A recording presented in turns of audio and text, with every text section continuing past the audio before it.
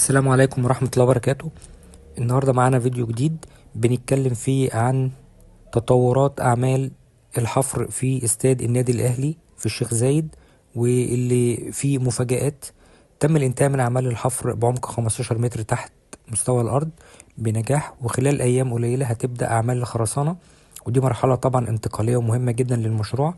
تم الانتهاء من كافة الرسومات الهندسية للاستاد، وبالتحديد الأماكن والمساحات طبقا للملاعب العالمية زي غرف الملابس والاستديوهات والقنوات والحمامات وغرف المكاتب الداخلية والخارجية، كل شيء طبقا للمعايير العالمية، بالإضافة إلى زيادة عدد مقاعد مدرجات الدرجة الثالثة، بالإضافة إلى تقسيم مقاعد الجماهير لفئات بالشكل اللي يتناسب مع حضور جمهور الأهلي العظيم، وكمان بتحديد الأماكن الخاصة بالتدريب للمنافسين بشكل أفضل، لتخصيص جزء من مشروع الاستاد لتدريب الفريق الأول، كذلك ملعبين للتدريب ومبنى إداري مستقل وجيم ومستشفى وصالة طعام وصالة ألعاب ترفيهية ومكاتب الجهاز الإداري والطبي، وكمان تخصيص مساحات تجارية واستثمارية للشركات، وعمل دراسة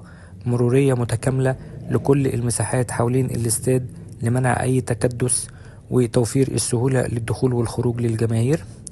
وكمان تم الاتفاق على النجيل الهجين، واللي هيمتع الاستاد بمستوى ثابت للنجيلة، مفيش حاجة اسمها نجيلة شتوية أو بذرة صيفية، والكلام طبقا للمعايير العالمية.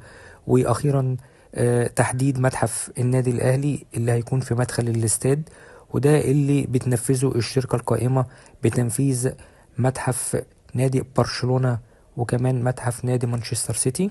الأهلي هيعلن عن كل التفاصيل ديت ومفاجآت تانية أكتر لاحقا إن شاء الله، وده حلم استاد النادي الأهلي. والسلام عليكم ورحمة الله وبركاته.